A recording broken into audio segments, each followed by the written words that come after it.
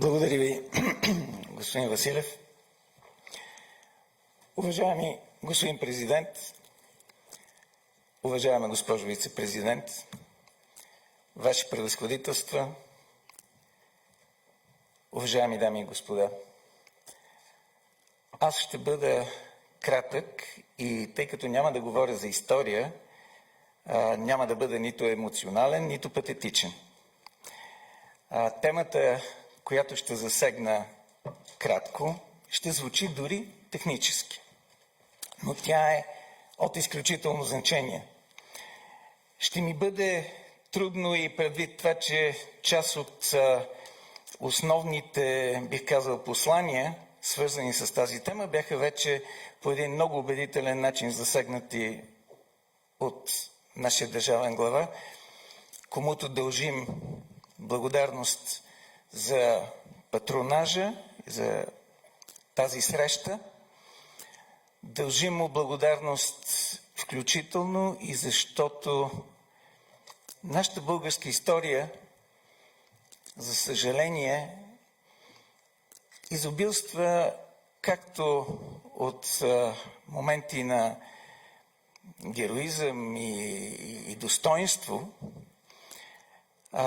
също така и с примери на български общественици, които, когато не могат да получат вътрешно-политическа легитимация, се стараят да я компенсират с външно-политическа подкрепа от определени среди. Това винаги е било проблем за българското общество. Слава Богу, това са изолирани случаи, но те ни дават още повече основания да оценяваме тези български общественици, които защитават достоинството на нацията. Ще започна с това, че Република Северна Македония ще започне преговори за бъдещо членство в Европейския съюз, за присъединяване. Това е в интерес на България. Това е в интерес и на нашите съюзници, в интерес, бих казал, на НАТО, ние сме натовска държава, в интерес на Европейския съюз, в интерес на регионалната стабилност и, разбира се, в интерес на българската нация. Защото тази граница, която ни дели, трябва да бъде колкото се може по-ниска. В нашата история тя е била възприемана като проклятие за българския народ и ние не можем да не се радваме от перспективата, че един ден тя ще бъде снишена до максимум. Но разбира се, България има очаквания. Нейните очаквания са легитимни и справедливи. България, забележете, не изнудва Република Северна Македония, както в последно време някои официални лица в Скопие започнаха да твърдят особено активно. Няма причина ние да изнудваме нашите братя в Скопие. Ние сме братски страни. Споделяме едни и същи езикови традиции, споделяме обща историческа памет. Нелепо е да се определя като изнудване поставянето на условия за началото на преговори. Всъщност, целият процес на присъединяване е един условен процес. Няма причина България, която мина през целия този процес на посрещане на определени искания и условия, сега да приеме, че същите тези условия и искания няма да важат за следващите. В това няма никаква логика. Това противоречи и на европейските процедури и ценности. Началото на преговорния процес с Република Северна Македония е свързано с утвърждаването предварително на преговорна рамка. България не блокира процеса, както ние много често, включително понякога и аз, казваме. Не, България не блокира. Нещата са изключително ясни. България има очаквания в преговорната рамка да бъдат заложени определени нейни очаквания, да бъдат дадени определени гаранции за интереса на българската нация и на България като страна членка на Европейския съюз. Всъщност тази преговорна рамка ще определи задълженията на Европейската комисия да следи изпълнението на определени задачи, т.е. прогреса на Република Северна Македония по пътя и към пълно членство, което би станало примерно, хипотетично да кажем, след 10 години. Държа да кажа, че Република Северна Македония не участва в процеса на редактиране, в кавички, на преговорната рамка, защото Република Северна Македония не е член, естествено, на Европейския съюз. Тоест, нашите приятелски, партньорски полемики не са с Република Северна Македония, а с някои от страните от нашия Европейски съюз. Проблемът е, че някои от страните членки не приемат българските искания. С това те възпрепятстват постигането на консенсус. Успоредно с това, както много ясно беше казано, върху България се упражнява натиск. Този натиск, за да се постигне консенсус, е първо изключително, би казал, неетичен. Той не отговаря на самите практики на Европейския съюз, защото ако един консенсус е постигнат чрез натиск, той става пародиен. Един консенсус, постигнат с натиск върху една страна, е пародия. Той не е консенсус. А самата процедура предполага да бъде постигнат такъв консенсус. Този консенсус също така би бил и контрапродуктивен, защото самия натиск е контрапродуктивен. Република Северна Македония не полага никакви усилия за реформи и практически от доста време, реално погледнато, нищо не прави, защото очаква натиска върху България да даде резултат. По този начин, няколкото държави от нашите партньори, които упражняват натиск върху България, по същество носят отговорност за липсата на напредък на Република Северна Македония по пътя към началото на преговори. Те носят чрез натиска върху България отговорност за реформаторската ленност на Скопие, а също така и за продължаващите нейни демократични дефицити. Няколко думи за нашите очаквания. Те бяха много ясно изказани. Разбира се, включването на македонските българи в основния закон, т.е. предоставянето на конституционни гаранции. Затова говорим за 1+4. Това е първото основно изискване. Ще бъда много откровен с вас и ще ви кажа, че това няма начин да не се случи. Със сигурност Република Северна Македония ще включи македонските българи в своята конституция. Аз лично нямам съмнение в това. Въпросът е, кога ще стане това? Защо трябва това да бъде обект на някакви преговори? Това трябва да стане от само себе си. Това трябва да стане дори преди изобщо да говорим за преговорна рамка. Защото конституционните гаранции, т.е. включването на българите в Конституцията, и тук много държа да подчертая, не като малцинство, в отношенията между България и Република Северна Македония не съществуват малцинствени въпроси. Нито в България има македонско малцинство, нито в Република Северна Македония има българско малцинство. Ние говориме за част от българския народ, който живее на територията на Република Северна Македония. Това е нещо съвсем различно. Говорим за държавотворен народ. Неговото включване на нашия народ в Конституцията на Република Северна Македония ще даде на неговите представители не само достоинство, но и възможност, правни инструменти, за да защитават своите права, да бъдат защитени от натиска, на който те са подложени. Ще бъде прекратена сатанизацията, на която ние сме свидетели. И това е от огромно значение. Най-важното, ще бъде спазен принципа на равноправие.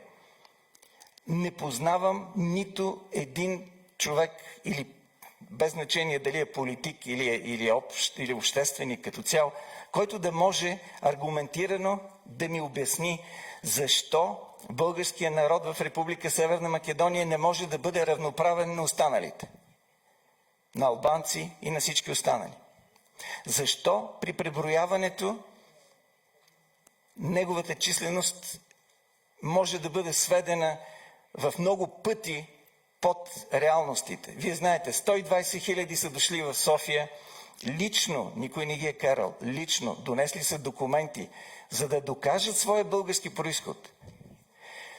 Отиваме отвъд темата за това кой какво е декларирал. Защото действително може някой да дойде и да декларира, че е българин, за да вземе български паспорт, респективно за да има възможност за свободно движение. Не говорим за това. Говорим за хора, които са дошли и са представили документални доказателства за това, че те са от български произход. 120 хиляди. Защо тези хора ги няма в преброяването? Защо дори цифрата на тези, които са били накарани да извадат българския си паспорт и да покажат, че са българи, защо и тази цифра е в пъти по-ниска, отколкото е реалната, за която ние имаме повече от ясни доказателства тук в София? При всяко положение, темата за равноправието, темата за конституционните права е действително ключова. Но, държа да подчертая, тя не е и не може да бъде единствената тема. Тя не може да изчерпа всъщност нашите очаквания. Повтарям отново, ще бъдат включени българите в Конституцията. И това трябва да стане от само себе си. За нас са важни останалите 4 пункта. Общата история, отказа от претенции за създаване на някакво малцинство, реабилитация на жертвите, край на говора на омразата. Всяка една от тези теми е ключова. За общата история няма да говоря, защото бяха казани много неща. За претенциите за създаване на малцинство, всичките ние сме свидетели, че този текст от договора от 2017 година, който беше подписан, се нарушава. Този текст фигурира и в декларацията от февруари 1999 година.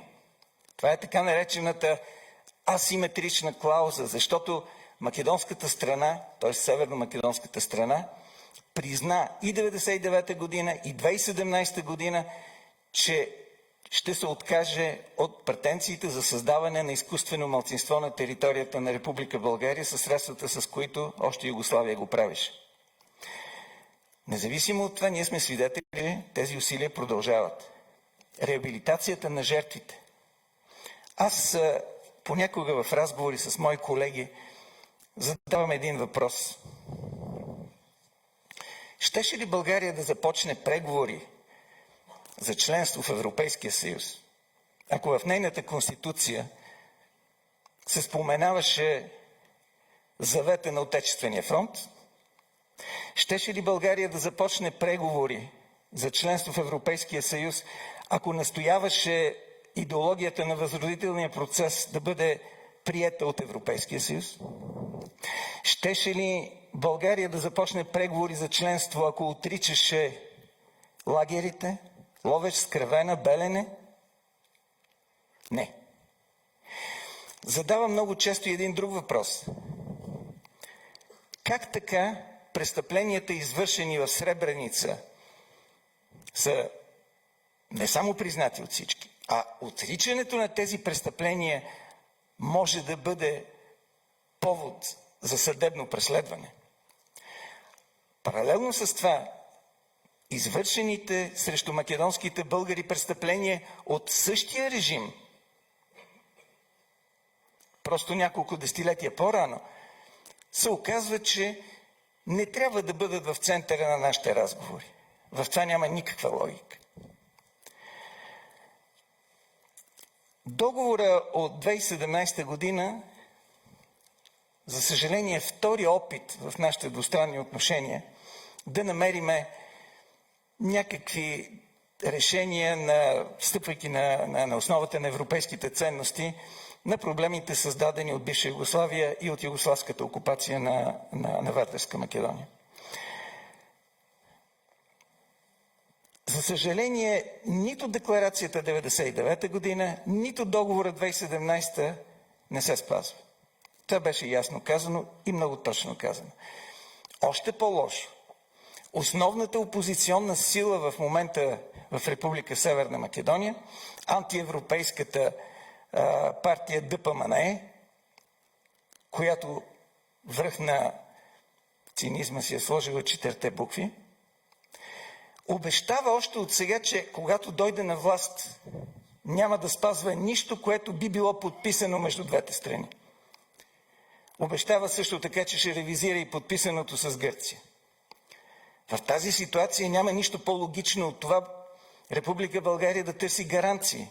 Да търси гаранции за своите интереси, които са отвъд двустранното споразумение. Затова за нас е много важно проблемите, създадени от югославското наследство, включително и в държавната идеология на Република Северна Македония днес, да бъдат решавани на европейско ниво. Това е причината, поради която ние държим в преговорната рамка да залегнат тези елементи, които за нас са повод за притеснение. Първият проблем е неспазването на двустранните споразумения. Вие знаете, че още от времето на Древен Рим принципа Pacta sunt servanda е свещен принцип. Договорите трябва да се изпълняват.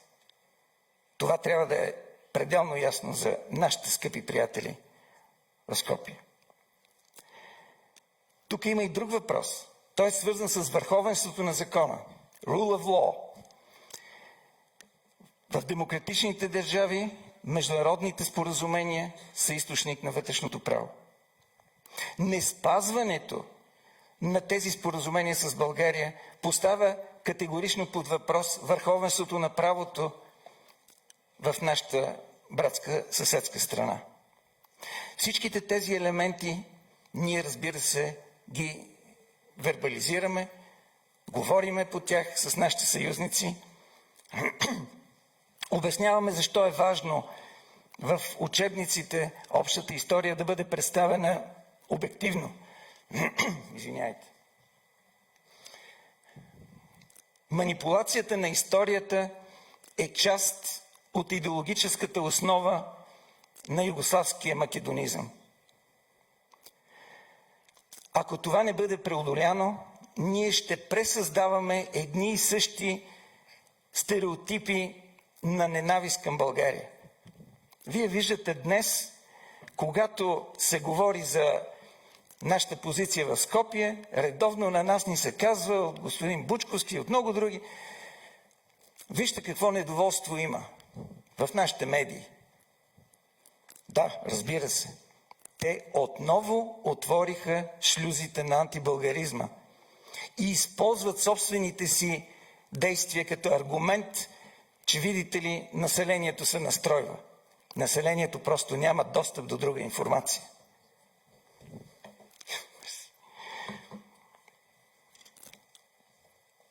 Няколко думи във връзка с обвиненията срещу нас. Първото обвинение, разбира се, дестабилизация.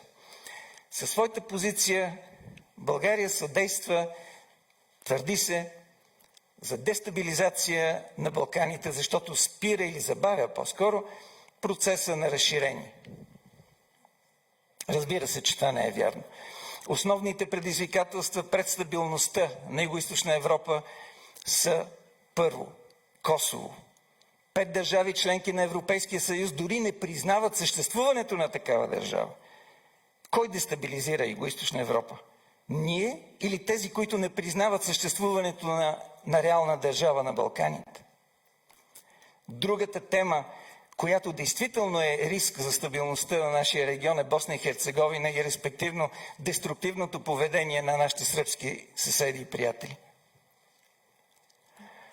Ако може, наистина да обобщи.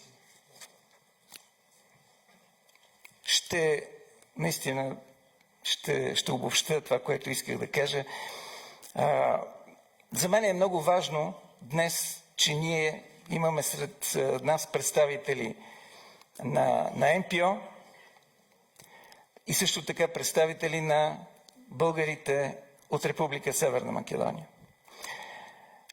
Много е важно те да бъдат подкрепени, но те да бъдат подкрепени също така и в изпълнението на определени, бих казал, каузи. Те трябва да работят с младите хора. Те трябва да работят с неправителствения сектор. Те трябва да работят с сектора, свързан с правата на човека. Това е от изключително значение. Бих искал да поздравя и представителите на НПО и да ги окуража да се върнат към практиките, които са били техни и 40-те, и 60-те, и 70-те години за устояване на каузата. И да завърша с едно изречение, че днес България следва да бъде готова за една, бих казал, специфична ситуация, която ще продължи дълго време. Ситуация на полемика с братска страна, партньор. Това няма да свърши нито сега, нито тази година, нито до година. Ако ние нямаме готовност да водиме тази битка, бих казал, за дълго време, се страхувам, че перспективата няма да е положителна. Следователно, европейската перспектива на Северна Македония няма алтернатива, братска страна, но ние имаме своите очаквания и нужда от гаранции за интересите и достоинството на българския народ. Благодаря ви.